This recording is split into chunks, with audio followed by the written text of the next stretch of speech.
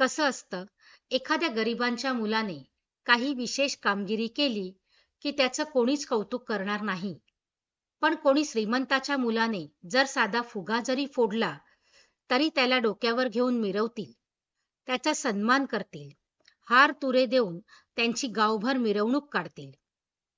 शरदची मुलगी संध्या हिच्या बाबतीत असंच झालं. संध्या 10वीत शाळेत पहिली आली, पण शिक्षक आणि आई वडिलांशिवाय कोणीही तिचं कौतुक केलं नाही. तिच्यामुळे गावचा लौकिक वाढला, पण गावातल्या कोणाकडूनही साधी कौतुकाची थाप मिळाली नाही. कारण शरदची परिस्थिती सर्वसाधारण होती. तो मजुरी करायचा व शरदची बायको लक्ष्मी लग्न कार्यात जेवण वाढण्याचं काम करायची. खरं तर परिस्थिती जेमतेम असतानाही आपल्या गरिबीचा विचार न करता आई वडिलांचे कष्ट लक्षात घेऊन संध्या शिकली आणि 10वीला शाळेत पहिली आली. तरी तिच्या कर्तृत्वाची गावकऱ्यांनी साधी दखलही घेतली नाही. पण गावातील सरपंचचा मुलगा जेमतेम काठावर पास झाला तर बापरे, त्याला शुभेच्छा द्यायला घरात गर्दी मावत नव्हती. म्हणजे गरिबांच्या लेकरूला काहीच किंमत नाही, कोणीच महत्व देत नाही असंच म्हणायचं ना. शरद गरीब असला तरी प्रामाणिक होता, सत्याने वागणारा होता, खाऊन पिऊन सुखी आणि कोणाच्याही देण्यात घेण्यात नव्हता. आपल्या मुलीने खूप शिकावं, मोठी अधिकारी व्हावं हेच स्वप्न घेऊन शरद उन्हातान्हात शेतात दिवस रात्र मेहनत करून मुलीला शिकवत होता. याच कष्टांची जाणीव ठेवून संध्या 12वीला शाळेतूनच नाही तर बोर्डातही पहिली आली. एका गरिबाच्या मुलीचे यश पाहून सारे गावकरी अचंबित झाले. कारण संध्या आई वडिलांना कामात मदत करूनही सतत अभ्यासही करत राहायची. आपल्या लेकीचं यश पाहून शरद आणि लक्ष्मी आनंदाने भारावून गेले. ज्याला गरिबीची जाणीव असते ना, त्याला कोणाच्या कौतुकाची गरज नसते आणि आई वडिलांच्या कौतुका इतका सन्मान दुसरा कोणताच नसतो. म्हणून दुसऱ्याकडून कौतुकाची अपेक्षा न ठेवता स्वतःच्या यशावर विश्वास असला म्हणजे प्रगतीचा शिखर सहज पार करता येतो. तेव्हा संध्या 12वी तर पास झाली, पण पुढे शिकायचं म्हटल्यावर तिला घर सोडावं लागणार होतं आणि बाहेरगावी जाऊन शिक्षण करणं तिला परवडणारं नव्हतं. म्हणजे खूप खर्च लागणार होता. गावात पुढच्या शिक्षणाची व्यवस्था नव्हती, म्हणून बाहेरगावी जाण्याशिवाय पर्याय नव्हता. पण पैशांची अडचण असल्यामुळे संध्याला पुढच्या शिक्षणाचा विचार सोडून द्यावा लागला. केवळ परिस्थिती अभावी संध्याला शिक्षण थांबवून शाळा सोडावी लागली. संध्याच्या आईला खूप वाटायचं की संध्याने खूप शिकावं, नोकरी करावी, पण गरिबीमुळे संध्याचं स्वप्न ते स्वप्नच राहिलं. संध्याला शाळा सोडून जवळजवळ 3 ते 4 वर्ष झाली. आता तिचं लग्नाचं वय झालं होतं. शिवाय लोकांच्या तोंडाला काही झाकण नसतं आणि जो बोलत नाही किंवा ज्याला कोणाचं पाठबळ नसतं, लोक त्यालाच जास्त छळतात. तेव्हाच तर शेजार-पाजारचे लक्ष्मीला संध्याच्या लग्नाबद्दल बोलायचे. किती दिवस मुलीला घरी ठेवणार? आता तिचं लग्नाचं वय झालंय, लवकर लग्न करून टाक. दिनमान चांगले राहिले नाहीत, नको त्या घटना घडतात आणि नको ते ऐकायला मिळतंय. उगाच भलतं-सलतं काही घडलं म्हणजे उगाच लोकांना काहीबाही बोलायला जागा नको. तेव्हा जसं जमेल तसं संध्याचं लग्न उरकवून जबाबदारीतून मुक्त होण्याचा सल्ला भावकीतले आणि गावातले काही ज्येष्ठ मंडळी शहाणपणाने शिकवत होते. कसं असतं ना, लोक उगाचच दुसऱ्यांची चिंता करतात. ते स्वतःच्या घरातला अंधार बघणार नाही, पण दुसऱ्यांच्या घरातला उजेड डोकावून बघतील. तसं पाहायला गेलं तर एक हिशोबाने भावकीतली माणसं जे काही सांगताय ते काही खोटं नव्हतं. खरंच आता संध्याच्या लग्नाचा विचार करायला हवा. शरदच्या डोक्यात विचारांचं चक्र सुरू झालं. संध्याच्या लग्नाबद्दल शरद आणि लक्ष्मीने पक्का विचार करून लगीनघाई सुरू केली. लक्ष्मीला मनोमनी खूप वाटायचं की माझ्या संध्याला खूप शिकवायला पाहिजे होतं.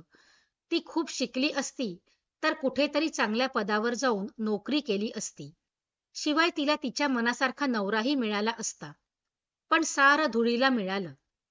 मुलीच्या भविष्याचे स्वप्न घेऊन आई वडील तिला वाढवतात, शिकवतात आणि तिचं लग्नाचं वय झालं की परक्याचं धन म्हणून तिचं लग्न करून मोकळे होतात. खरं तर मुलींच्याही काही इच्छा असतात, स्वप्न असतात, पण काही कारणास्तव त्यांना सारं काही सोडावं लागतं. आई वडिलांच्या प्रतिकूल परिस्थितीचा विचार करून संध्यानेही जास्त काही आढेवेढे न घेता लग्नासाठी होकार दिला. पण म्हणतात ना, भोगाचा झरा आटत नाही आणि फिटल्याशिवाय सुटत नाही. म्हणून ओळखीच्या संबंधित नात्या गोत्यातच संध्याचं लग्न आई वडिलांनी करून टाकलं. चांगलं चांगलं सांगून संध्याचं लग्न तर केलं, पण तिचं नशीबच फुटकं निघालं. जसे तिचे लग्न झाले तसे तिला एक दिवसही सुखाने जगता आले नाही. सासरच्या लोकांकडून होणाऱ्या जाचाला ती खूपच वैतागली होती.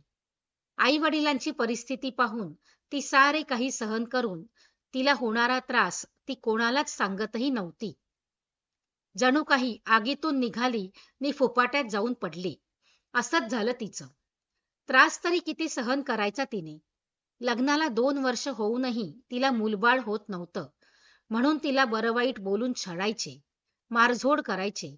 मूलबाळ होण्यासाठी पूजापाठ, उपवास, नवस करून संध्याने देवाला साकडे घातले, पण देव काही तिला पावत नव्हता.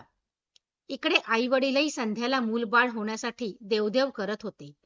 मूलबाळ होत नाही म्हणून आजूबाजूचे लोक संध्याच्या सासूला व नवऱ्याला नाही नाही ते सल्ले देऊन त्यांच्या कानात तेल ओतायचे. आता अशा वेळी शेजार-पाजारचे माणसं आलतू फालतू सल्ले देऊन संबंधिताची दिशाभूल करायला नेहमीच पुढे असतात.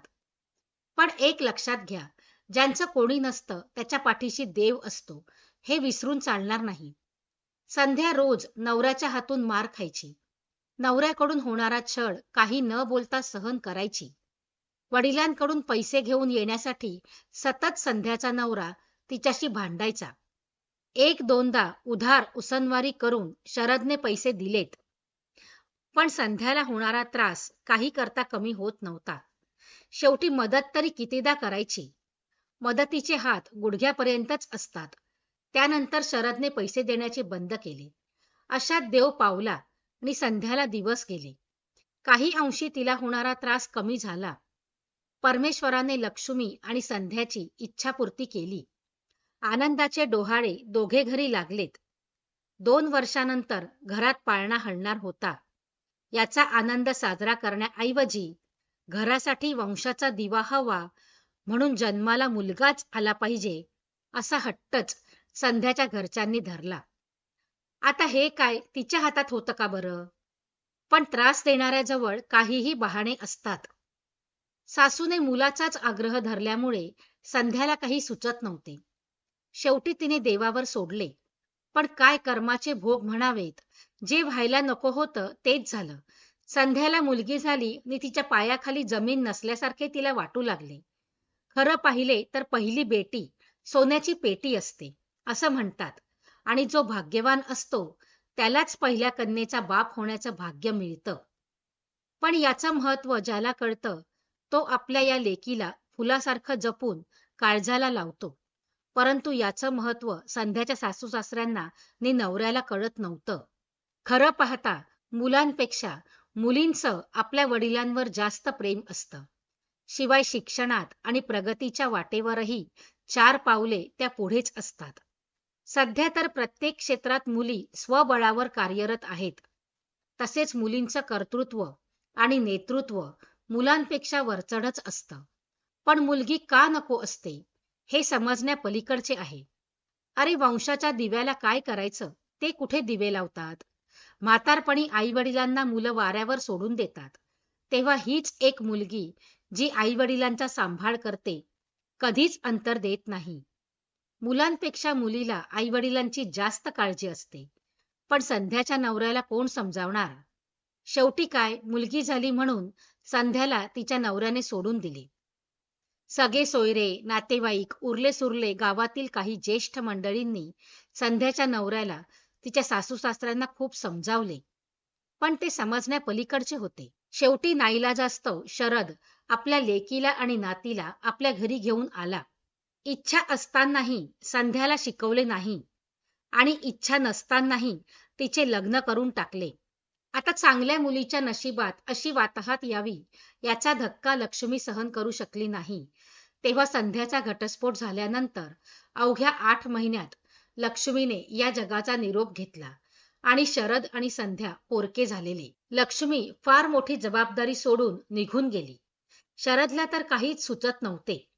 डोळ्यासमोर अंधारच अंधार दिसत होता. असं का व्हावं या प्रश्नाचं उत्तर काही करून सापडत नव्हतं. पण जे झालं ते वाऱ्यावर सोडून चालणार नव्हतं. उतार वयात शरदला आरामाची गरज असताना तिथे आता संध्या आणि तिच्या मुलीसाठी जास्त कष्ट करावे लागणार होते. खूप मेहनत घ्यावी लागणार होती. संध्याला नवऱ्याने सोडून दिले म्हटल्यावर गावातल्या लोकांनी बोलायला तोंड उघडले.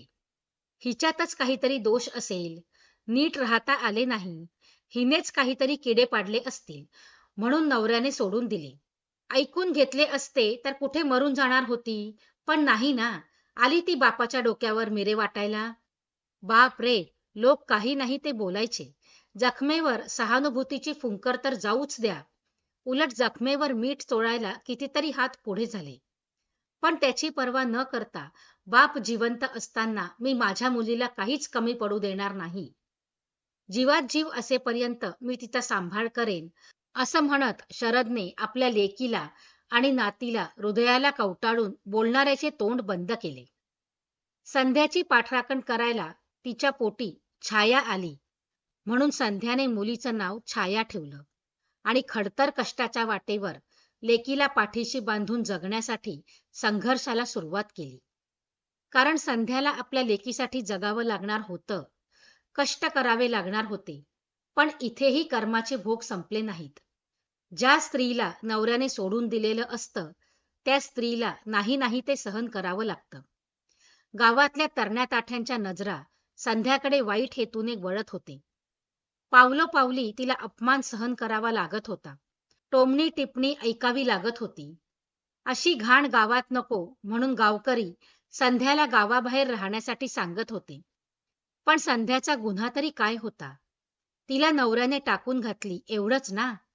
अरे अशा वेळी समाजाने, नातेवाईकांनी तिच्या पाठीशी उभं राहायला हवं होतं, तिला सहकार्य करायला हवं होतं, पण नाही.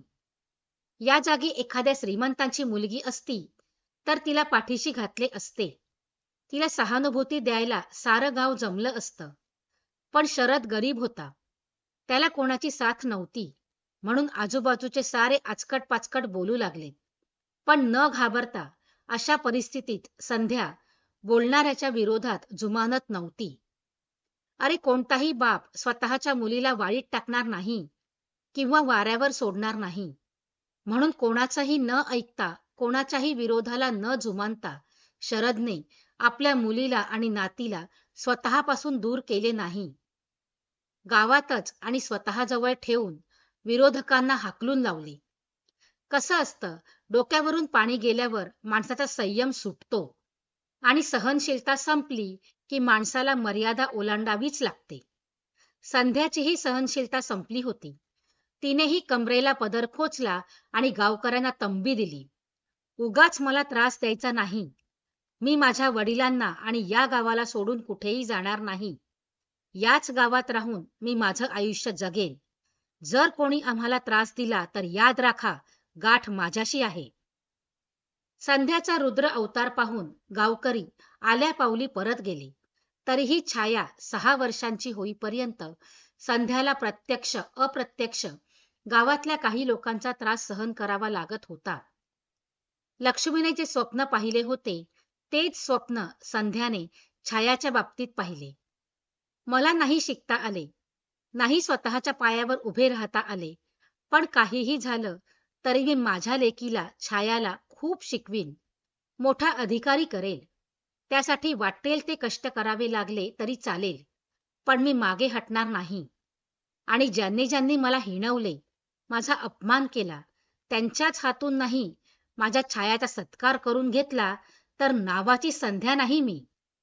माझी मुलगी अधिकारी झाल्यावर एक दिवस हेच गावकरी म्हणतील, बघा ती संध्याची छाया किती मोठी अधिकारी झाली असं सांगून संध्याने पदराला गाठ बांधून कोणाच्याही बोलण्याकडे लक्ष न देता ती आपलं काम करत राहायची. संध्याच्या या धाडसाने शरदलाही बळ मिळालं आणि शरदही पूर्ण ताकदीने संध्याच्या पाठीशी भक्कमपणे उभा राहिला. छायाला शिकवून मोठी अधिकारी करायचं हेच एक स्वप्न उराशी बाळगून संध्याने स्वतःला कामात झोकून दिलं. शरद सोबत तीही शेतात काम करायची. बैलांच्या जागी स्वतः औत खांद्यावर घेऊन शेत नांगरायची.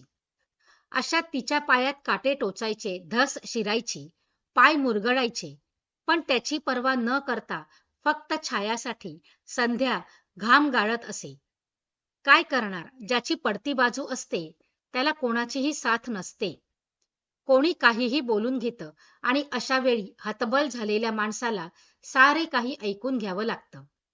बिचारी संध्या लोकांचे टोमणे ऐकून खूप रडायची आणि काम करत राहायची. कितीही कष्ट करावे लागले तरी चालेल, एक वेळ उपाशी राहू, पण माझ्या लेकीला खूप शिकवीनच. आणि खरंच संध्याने छायाच्या शिक्षणासाठी काहीच कमी पडू दिले नाही. अहोरात्र कष्ट करून छायाला शिक्षणासाठी भक्कम पाठबळ दिले. छाया स्वकर्तृत्वावर मोठी होण्यासाठी संध्या छायाची सावली होऊन तिच्या पाठीशी होती. छाया सुद्धा संध्यासारखीच हुशार होती. 10वी-12वीला ती जिल्ह्यात पहिली आली. MSCत केमिस्ट्री विषयात तिने सुवर्ण पदक मिळवल्यानंतर विद्यापीठात तिचा भव्य सत्कार झाला आणि गावकरी बघतच राहिले. संध्याला बरं वाईट बोलणाऱ्याचे तोंड आपोआप शिवली गेली. छाया गावातली आदर्श व्यक्ती म्हणून ओळखली जाऊ लागली.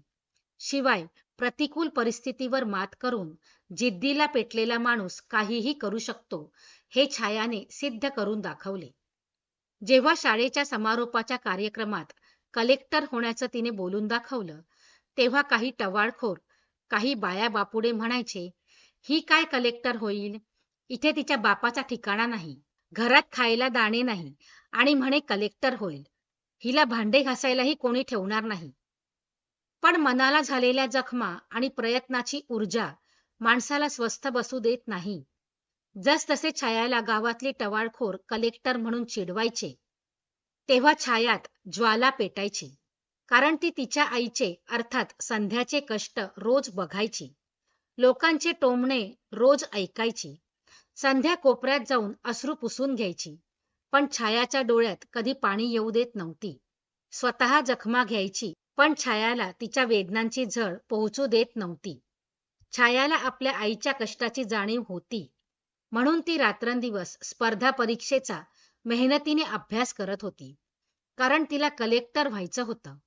संध्याने ठरवलंच होतं, प्रयत्न कितीही करावे लागले तरी चालेल, पण आईला आणि आजोबांना लाल दिव्याच्या गाडीतून फिरवल्याशिवाय राहणार नाही. बरं वाईट बोलणाऱ्यांच्या नाकावर टिच्चून या पडक्या घराचा बंगला केल्याशिवाय आईच्या कष्टांची चीज होणार नाही. आणि खरंच प्रयत्नवादी माणसाच्या पाठीशी देवच उभा असतो. जो कष्ट करतो देव त्याला मदत करतो. म्हणून छाया कोणाच्याही बोलण्याकडे लक्ष न देता फक्त आपला अभ्यास करत राहायची. मग काय, एक दिवस खरंच संध्या आणि छायाच्या आयुष्यात सोन्याचे दिवस आले. उज्ज्वल भविष्याच्या सुवर्ण किरणांनी घरात प्रवेश केला. गावातल्या चौकाचौकात गर्दी जमली होती. प्रत्येकाच्या हातात वर्तमानपत्र होते. साऱ्यांच्या चेहऱ्यावर आश्चर्य दिसत होते. काहींना तर विश्वास बसत नव्हता, तर काहींचे तोंड काळी पडलीत. काहींना त्यांच्या चुकीची लाज वाटायला लागली. काहींनी शरमेने माना खाली घातल्या. छायाचा सत्कार करायला संध्याच्या घरी जाण्यासाठी गावातल्या लोकांची पावले पुढे पडत नव्हती. कारण छाया MPSC परीक्षेत जिल्ह्यात पहिली आणि महाराष्ट्रात 5व्या क्रमांकाने उत्तीर्ण होऊन जिल्हाधिकारी झाली होती. कलेक्टर होऊन तिने खरंच गावाचं नाव रोशन केलं होतं. जिद्द, मेहनत, परिश्रमाने संध्याच्या स्वप्नांनी तिच्या पायांना स्पर्श केला होता. खरंच संध्याला बरं वाईट बोलणारे, गावाबाहेर हाकलून लावणारे त्याच माणसांनी छायाची गावात भव्य दिव्य मिरवणूक काढली. तिचे जंगी स्वागत केले आणि लाल दिव्याच्या गाडीतून छायाच्या गावात प्रवेश झाला. तेव्हा खऱ्या अर्थाने संध्याच्या कष्टाचं सोनं झालं होतं. छायाचा रुबाब पाहून दोघी मायलेकी एकमेकांना बिलगून खूप रडल्या. तर शरदची गळाभेट घेऊन दोघंही गहिवरून गेली. एखाद्याची परिस्थिती कशीही असली तरी त्याची टिंगल करू नये. कुणाचीही चेष्टा किंवा बरं वाईट बोलू नये, कारण दिवस बदलायला वेळ लागत नाही. प्रत्येक दिवस सारखा नसतो आणि प्रत्येक दिवस आपलाही नसतो. दिवस पालटतात आणि नशीब एक नवं रूप घेऊन एखाद्याचं आयुष्य बदलवतो. जसे की संध्या छायाचे दिवस बदललेत. छायाने कोणाच्याही बोलण्याकडे लक्ष न देता ती तिचं काम करत राहिली आणि एक दिवस खरंच कलेक्टर झाली. छायाने आपल्या आईची स्वप्नपूर्ती करून तिने आई व आजोबांना लाल दिव्याच्या गाडीतून फिरवले आणि ज्या जागेवर छोटं घर होतं तिथे मोठा बंगला बांधला आणि त्या बंगल्याला नाव दिले संध्या छाया. मित्रांनो, कथा आवडली असेल तर व्हिडिओला लाईक करा, शेअर करा आणि हाईपही करा. आणि आपल्या चॅनलवर नवीन असाल तर चॅनलला सबस्क्राईब करा. धन्यवाद.